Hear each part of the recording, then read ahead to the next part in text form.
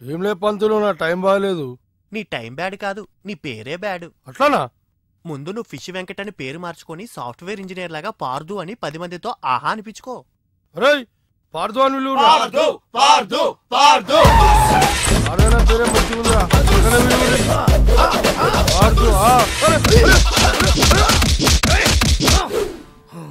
అరే అన్నా నన్ను కొడుతావేమోనా?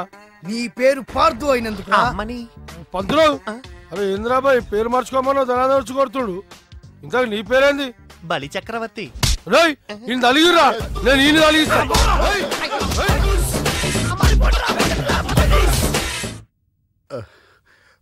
ఏమండి, మీరు రోజు కథ వింటాం తప్ప సినిమా మాత్రం తీయట్లేదు. అసలు మీరు సినిమా తీస్తారో లేదు చెప్పండి. చూడు, నా సమస్య తీరితే తప్ప నేను సినిమా తీనయ్యా. ఇప్పుడేం జరుగుతుందో చెప్పు. ఇప్పుడండి మీలాగే హీరో తండ్రి రెండో పెళ్ళవుతుందని ఆనందంలో ఉండగా ఇంకో క్యారెక్టర్ ఎంటర్ అవుతుందండి. డాన్స్ బేబీ డాన్స్ అంటది. సార్, ఆ రామస్వామి మీ చావుకి పెళ్లి చీర కట్టి తీసుకొస్తున్నాడు. ఏంది పెండ్లంట? అవునక్క అంట. కొట్టండిరా.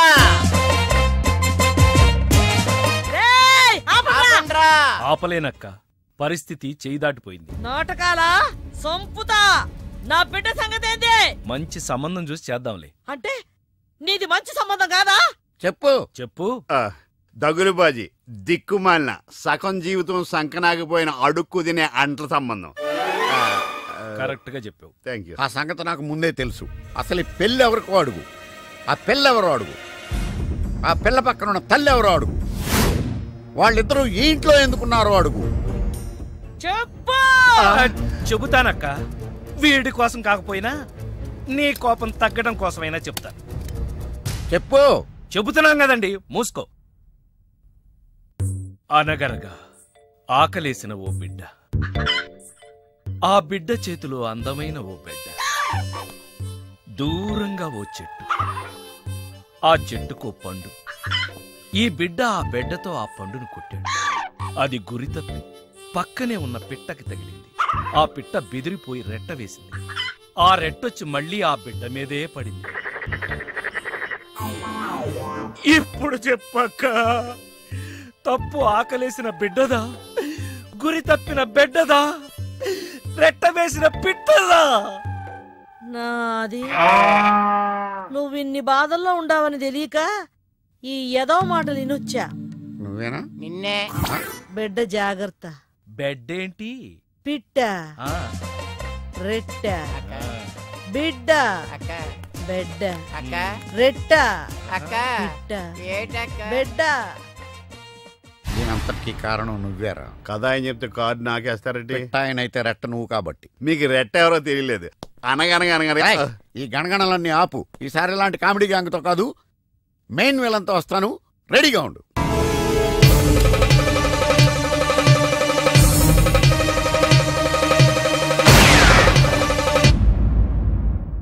ఏమండి, ఈ విషయం వెంకటరత్నం వాడు చెప్పకముందే మీ ఫ్లాష్ బ్యాక్ ఏముందో చెప్తే అందులోంచి బయటపడే మార్గం నేను చెప్తాను. ఈ చావుగోల తప్పాలంటే నా పెళ్లి ఏ పరిస్థితుల్లో జరిగిందో నీతో చెప్పాలి. నా దూరపు బంధువు వెంకటరత్నం చెల్లి పెళ్లి చూద్దామని వెళ్ళాను. ఇదిగో పెళ్లి బ్రహ్మాండంగా జరగాలి, చెల్లెమ్మకు చిన్న టెన్షన్ కూడా రాకూడదని నమస్కారం మరి చెప్పారు. గోపాలం వచ్చాడు. ఏదో శుభలేఖ పంపిస్తే వచ్చేయటమే. అదేంటండి, గోపాలం ఇప్పుడు లాయర్ అయ్యాడు. అవునా? అయ్యో నిజమా? అవును బావా. రా బావా రా. ఏ ఫోటోగ్రాఫర్, ఫోటో తీయవయ్యా. అక్క అక్క అక్క, పెళ్లికొడుకు ఆల్రెడీ ముగ్గురిని మోసం చేసి పెళ్లిళ్ళు చేసుకున్నాడంట. ఇవిగా ఫోటోలు. ఇవి మీ అన్నయ్యకి చూపించమని ఇచ్చారు.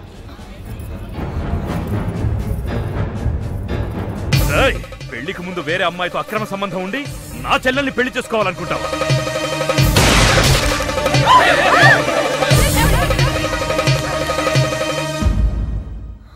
బావా చచ్చిపోయాడు. అన్నగారు, అమ్మాయికి మళ్ళీ ఫిక్స్. చెల్లెమ్మా. అయ్యో ఏమండి, ఫిక్సా? ఇదిగో తాళాలు గట్టిగా పట్టుకోండి.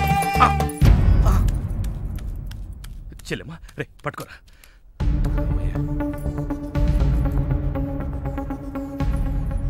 థ్యాంక్స్. ఏంటి బావా ఇది? నా ప్రాణం. అక్రమ సంబంధం ఉందని తెలిసి ఆవేశంలో వాడిని కాల్చిపారేసి నా చెల్లికి అన్యాయం చేశాను. ఇప్పుడు నా చెల్లికి నువ్వే న్యాయం చేయాలి. నేనా? ఇంకేం ఆలోచించొద్దు బావా. నా చెల్లికి మళ్ళీ ఫిట్స్ వస్తే బతకదు. నీ చెల్లెలు బ్రతకదు సరే, కానీ నీ చెల్లెలతో నేను బ్రతకాలంటే నా ఆస్తి మొత్తం నీకు రాసిస్తాను. కాదు కానీ ఏంటయ్యా కానీ అంత పెద్ద అని చెప్తున్నా ఏమేంటి? మీ మాట కాదన్నవాడు ఉంటా అన్న బావా ప్లీజ్ బావా. బావా,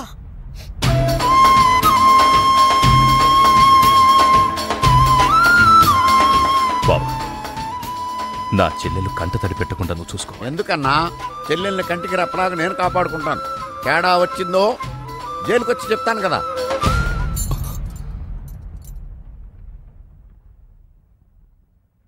అలా ఆ రోజు నుంచి జైల్లో ఉన్న వెంకటరత్నం పేరు చెప్పి ఈ రామస్వామి అనే ముసలి నక్క నాకు మొగుడయ్యాడు. ముసలి నక్కే? అయ్య బాబోయ్, నువ్వు వెళ్ళలేదా? నువ్వు బ్యాంకాక్ సీక్రెట్ ఏమన్నా రివీల్ చేస్తావని వెయిట్ చేస్తున్నాను. ఏమండే, మీరు ఏ ఎదవకే భయపడక్కర్లేదు. ఎందుకని? జీవిత ఖైదు అనిపిస్తున్న వెంకటరత్నం బయటకు వచ్చేసరికి వయసు అయిపోద్ది. అప్పటికి నువ్వు పోతాడు. నువ్వు పక్కనుంటే నాకు చాలా ధైర్యంగా ఉంది. అలాగా? ఇలారా. అర్థం అవట్లేదు, గట్టిగా చెప్పా. వెంకటరత్నం సెంట్రల్ జైలు నుంచి నేడే విడుదల.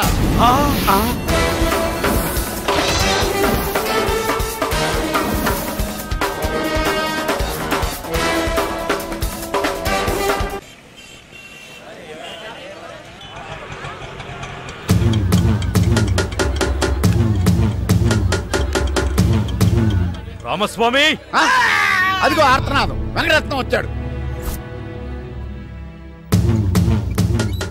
ఇదిగో గోపాలం, ఒకసారి బయటికి రావా. వెంకటరత్నం గారు వచ్చారు. నేను రాను. ఓ, ఆయనే రమ్మంటున్నావా? ఆయనకెందుకు శ్రమ, నేనే వస్తాను. భయం.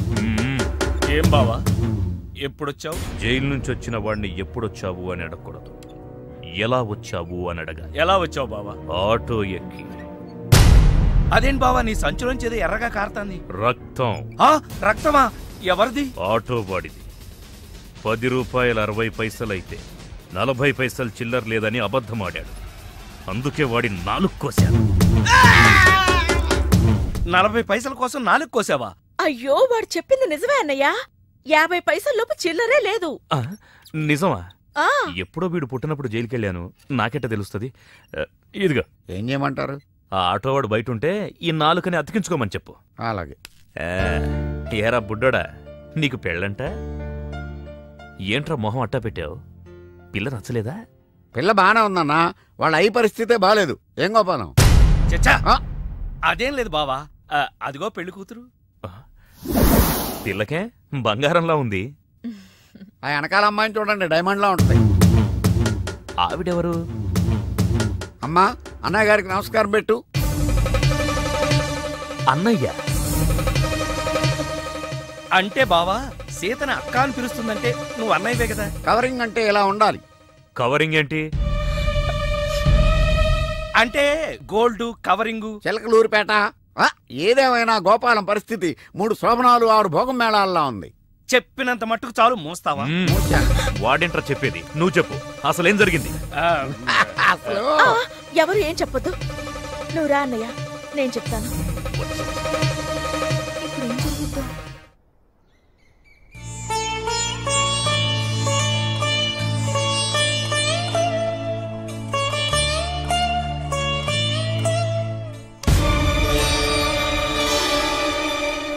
ఏమన్నా రామస్వామి గారు, మన కథ మంచి మలుపు తిరిగింది. మలుపు తర్వాత తిరుగుదాం గానీ మర్డర్ ఎప్పుడన్నా చూసావా? కరెక్ట్ గా మన కథలో నెక్స్ట్ సీన్ అదే. కానీ ఎలా చేయాలా అని ఆలోచిస్తున్నా. మర్డర్ చేయక్కర్లేదు గానీ ప్రాక్టికల్ గా చూద్దు గానీ. అయితే కెమెరా తెచ్చుకుంటున్నాను, ఏ ఛానల్ కన్నా అమ్ముకుంటా. కొంచెం త్వరగా రావయ్యో. ప్రొడ్యూసర్ పోయాక ఫోటో తీసినా లాభం లేదు. ప్రొడ్యూసర్ ఆయన పోతే సినిమా ఎవరు తీస్తారండి? నీ అబ్బా, నీకు సినిమా ఆగిపోతుంది గోల్ తప్ప ఒక మనిషి ప్రాణం పోతుందని ఎవరికి బాధ లేదు. మీరందరూ ఇలా బాధపడిపోతే మాకు శవాలలోకి వస్తే మీవెలా బతకాలి? ఇదిగో మీరెవరు బాధపడకుండా, దగ్గరుండి నేను చేస్తాను కదా మనోడు మర్డర్. గోపాలం, వద్దు బావా, నా మాట విను. ఇందులో నా తప్పేమీ లేదు. ఎక్కుపెట్టిన బాణం గురిపెట్టిన గన్నం వెనక్కి తీయకూడదు. ఏదైనా చెప్తాను. ఏమన్నా పిస్టల్ మీకు సరిగా గురిపెట్టడం వచ్చా పక్కోడికి ఏమన్నా తగులుద్దా? రేయ్ నేను గనక బ్రతుకున్నాను నువ్వు పైకెళ్ళి కథలు రాసుకో. నా వెనకాల మీరు వచ్చేస్తారు కదా. బావా ఈ ఒక్కసారికి నన్ను క్షమించు. ఎందుకు క్షమించాలి? నా చెల్లెలు బతకాలనుందా లేదా? నిండు 100 ఏళ్లు పసుపు కుంకుమలతో. కానీ నువ్వేం చేశావు? నా చెల్లెలు చెప్పిన ఆ మల్లేశ్వరిని చేసుకోనంటావా? ఏంటి బావా నువ్వు కూడా మల్లేశ్వరిని చేసుకోమనే చెప్తున్నావా? అవునరా, చేసుకోక తప్పదు. ఇదేంటిది? ఈ క్యారెట్ ఇలా పడిపోద్ది అనుకోలేదే. నేను మళ్ళీ రాసుకొస్తాను. ఒరే గోపాల్, ఒకప్పుడు నా చెల్లెలు చావు బతుకుల్లో ఉంటే పెళ్లి చేసుకుని కాపాడావు. ఇప్పుడు తన కొడుకు ప్రేమ పెళ్లి జరగకపోతే నా చెల్లెలు మళ్ళీ చస్తానంటోంది. దయచేసి పెళ్లి చేసుకోరా ప్లీజ్. ఎవరు చెప్పినా సరే నేను నా భార్యకు అన్యాయం చేయను. అయితే చావు. ఏంటి ఎస్ఐ గారు ఎలా వచ్చారు?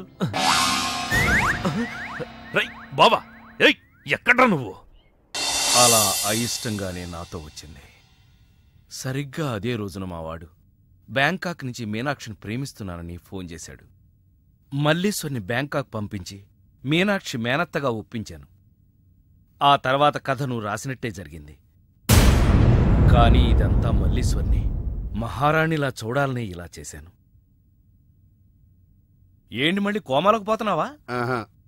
మళ్ళీ మ్యాటర్ లీక్ అయితే నేను వీక్ అయిపోతాను. అయినా నువ్వు చెప్పవనే నా నమ్మకం. నేను చెప్పను. సరే, ఆ రామస్వామి ఊరుకుంటాడా? నవ్వాడు. రేయ్ నీ పిట్ట కథ వెనకాల అసలు కథ తెలిసిందిరా. ఇది చాలు వెంకటరత్నం నిన్ను చంపడానికి.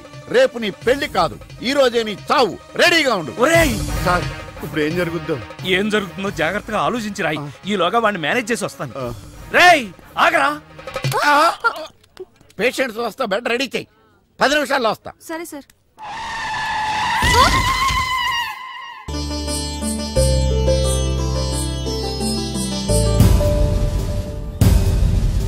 శ్రీవారి పెళ్లి కొడుకు కోసం ఎలా ఉంది? నా పెళ్లి నీకు ఏడాకోళంగా ఉందా? ఇంతకీ క్లైమాక్స్ రాసి వచ్చావా? 3 రకాల క్లైమాక్స్లు రాశానండి. 3 ఎందుకు? ఏం జరుగుద్దో తెలియక. 1, కొడుకు పాయింట్ ఆఫ్ వ్యూలో నిజం తెలిసి పెళ్లి ఆగిపోవడం. 2, మల్లేశ్వరి పెళ్ళొద్దంటాం. ఇంకేం మిగిలింది? రామస్వామి వెళ్ళి ఫుల్గా మీ ఫ్లాష్ బ్యాక్ వెంకటరత్నానికి చెప్పాడు. మొన్న హాస్పిటల్లో బయలుదేరిన రామస్వామి గారు ఇంతవరకు ఇంటికి చేరలేదు. వాడు ఏమైపోయాడో ఎక్కడున్నాడు? 10 నిమిషాల్లో వస్తారు అనుకుంటే పేషెంట్తో వస్తారనుకున్నాను. మీరేంటి పేషెంట్ అయ్యి వచ్చారు? ఎలా జరిగింది సార్? అంబులెన్స్ గుద్దింది. అదృష్టవంతులకు అంతే. మరి ఇంకా నువ్వు కూడా వెళ్ళి అంబులెన్స్ తో గుద్దించుకురా. వెళ్ళు. ఏంటి సార్ ఇంత టెన్షన్ గా ఉంటే పర్సులో మేడం గారి ఫోటో చూస్తూ ఉంచుంటారు? ఈ ఫోటో చూస్తేనేరా ఎంత పెద్ద సమస్య అయినా చిన్నదిగాను, మా ఆవిడే పెద్ద సమస్యగాను కనపడుతుంది. ఎవరిదంటారు? రామస్వామిమో. ఊరుకోండి సార్, 3 రోజుల నుంచి కనిపించినోడు ఇక్కడికి ఎలా చేస్తాడు? 3 ముళ్ళు పడకూడదనేనేమోరా.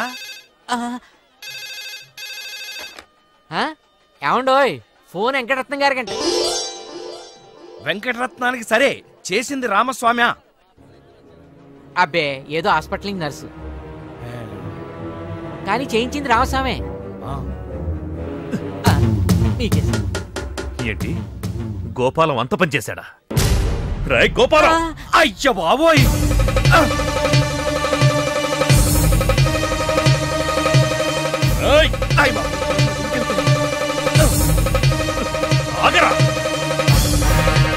సారీ.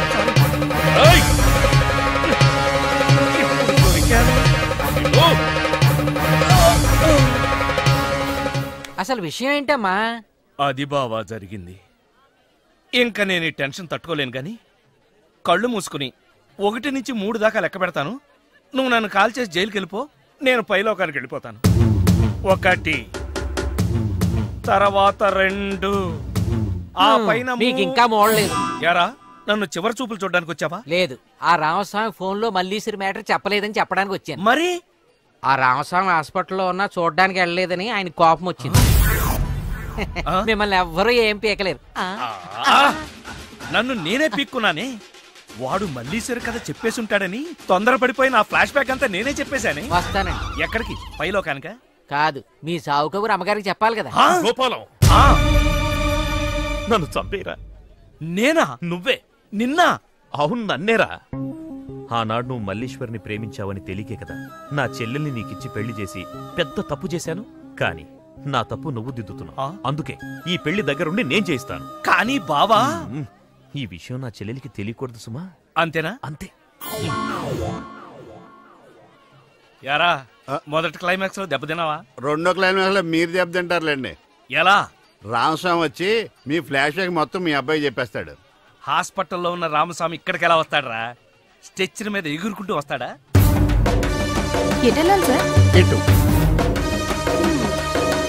వచ్చి మా వాడికి లెటర్ రాసి చేతికి అందిస్తాడా?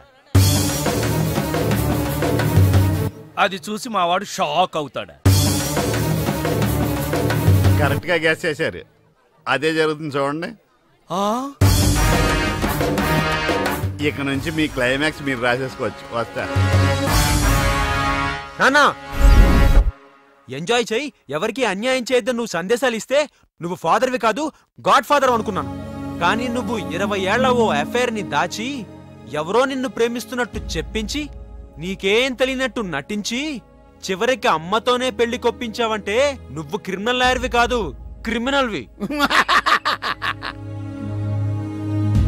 పార్థు, నేను ఈ పెళ్లి ఒప్పుకోవడానికి కారణం నువ్వేదో నన్ను ప్రేమించావని కాదు, మీ నాన్నగారి గొప్పతనం. బ్యాంకాక్ కి నువ్వు మీ అమ్మగారితో మా ఇంటికి వచ్చే ముందు రోజు రాత్రే మీ నాన్నగారు ఫోన్లో నాకు నిజం చెప్పారు.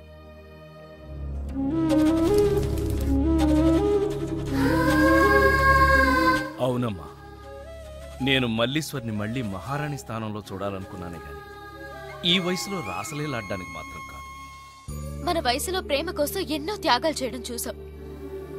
కానీ వీరి వయసులో ఒక స్నేహితురాలికి పూర్వ వైభవాన్ని కల్పించాలని చేసే ఈయన ప్రయత్నానికి చేతులెత్తి నమస్కరిస్తున్నాను.